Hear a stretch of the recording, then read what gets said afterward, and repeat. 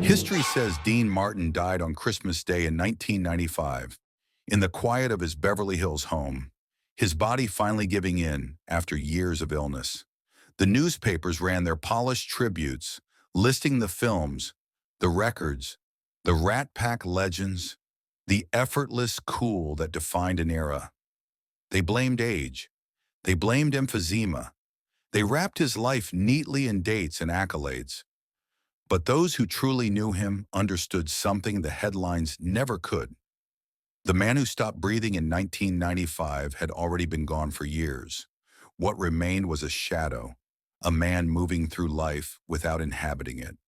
The real Dean Martin, the one whose laughter filled rooms and whose presence warmed everyone near him, died long before the obituaries were written. He died on March 21st, 1987, the moment a telephone call shattered his world and hollowed out his soul. That day, he didn't lose fame or fortune or talent. He lost his son. And with that loss, the music inside him fell silent forever. To understand how completely that moment destroyed him, you have to understand the bond he shared with Dean Paul Martin, known to the world as Dino Jr. In the Martin family constellation, Dino wasn't just a star, he was the brightest one. He carried his father's charm, but added something more, something solid and grounded. He was handsome, disciplined, athletic, and driven. A tennis player good enough to compete at Wimbledon, an actor with real promise, appearing in films like Players and television shows like Misfits of Science. A musician who stepped confidently into the world of rock with Dino, Desi, and Billy. But above all else, he was a pilot, a real one. A captain in the California Air National Guard, flying F-4 Phantom jets.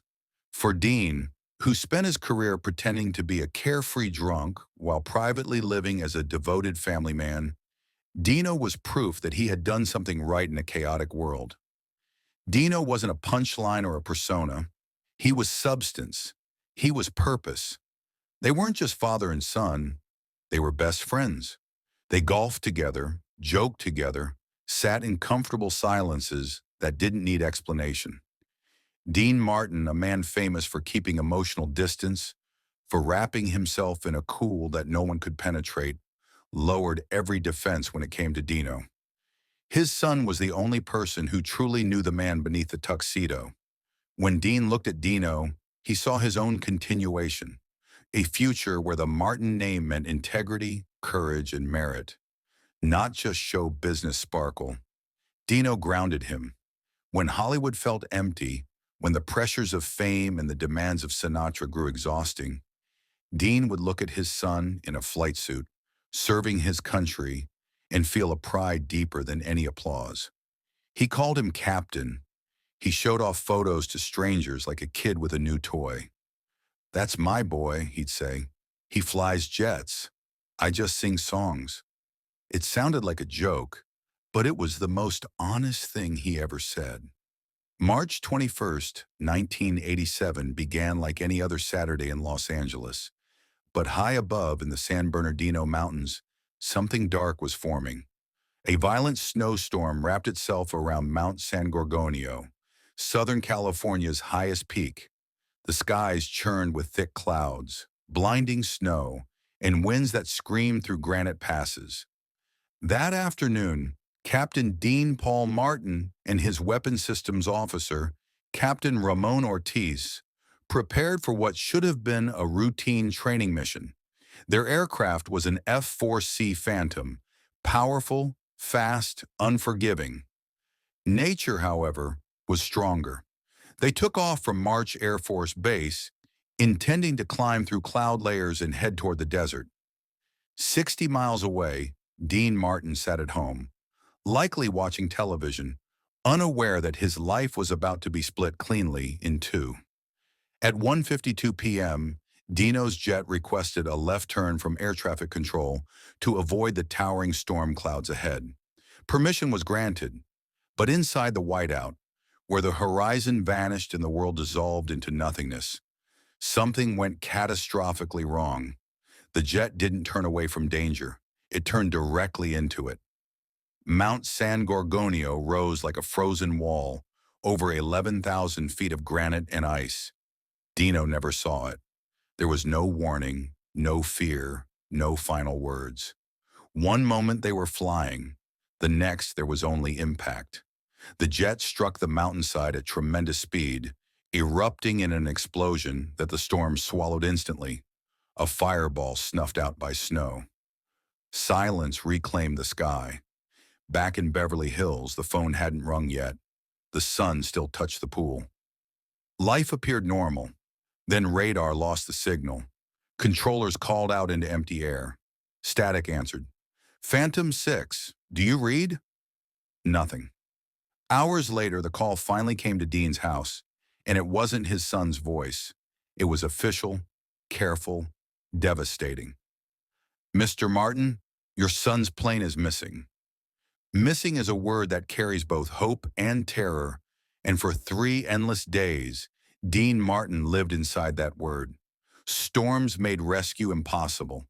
Helicopters were grounded. Search teams turned back. Dean sat in his living room, sleepless, unfed, chain-smoking until the air turned blue with grief. He stared at the phone as if willing it to ring could change fate.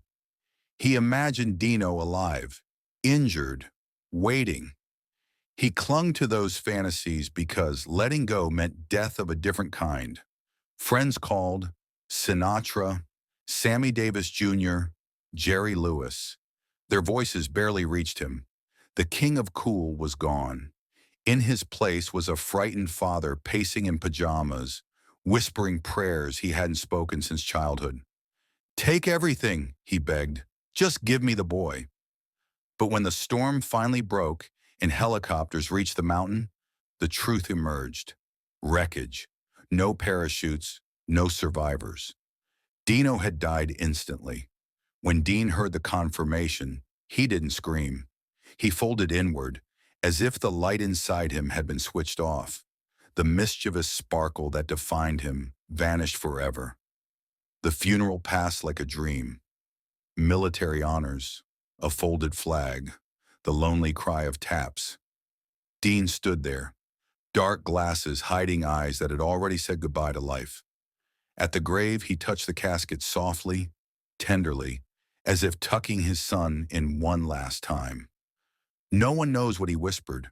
Maybe love, maybe farewell, maybe a promise. After that, he withdrew from the world. Calls went unanswered. Doors closed.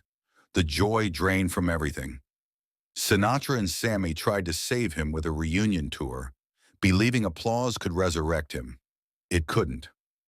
On stage, Dean looked lost, forgetting lyrics, flicking cigarette ash with indifference.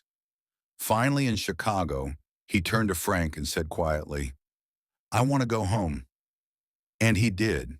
He walked away from the stage, the legend, the noise. He was finished. The remaining years of his life were quiet and ritualistic. He dressed for dinner, sat at his favorite Italian restaurant, and often had a second place set across from him. That chair wasn't for friends. It was for Dino. He ate slowly, staring into memories only he could see. Fans came and went. He smiled politely, signed autographs, but his eyes were already elsewhere. He wasn't living. He was waiting. When Christmas Day came in 1995, his body finally followed his heart. As the world celebrated, Dean Martin slipped into silence. There was no struggle, just release. And when the lights dimmed in Las Vegas and the tributes poured in, those who truly loved him felt something close to peace. They knew he was no longer alone. Somewhere beyond the noise, a pilot had landed, and a father was finally waiting at the gate. Dean Martin spent his life making us laugh, but his greatest legacy was love, a love so deep it broke him. And the next time you hear, "That's amore," listen closely.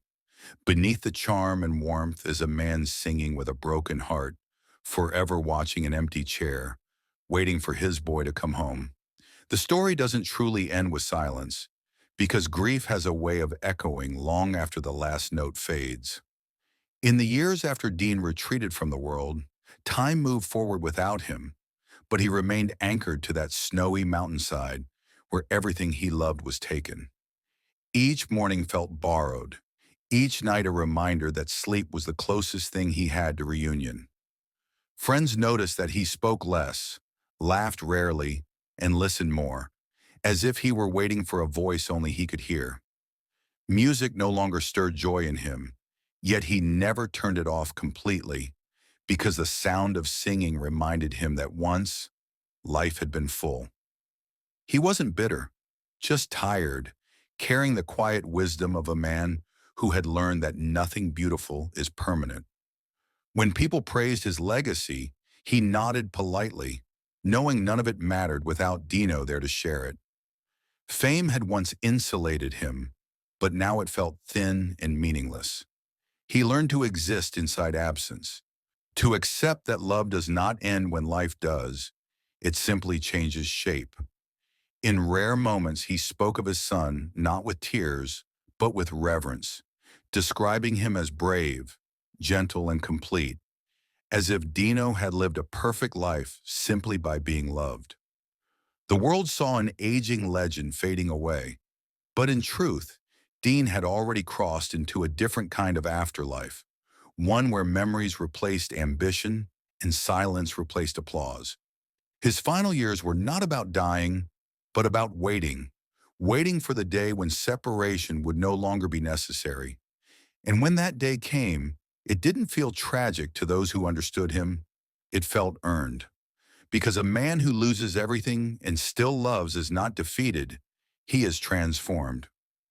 Dean Martin didn't leave this world chasing glory or applause. He left it quietly, faithfully, carrying one enduring truth with him, that love, once given fully, never truly lets go.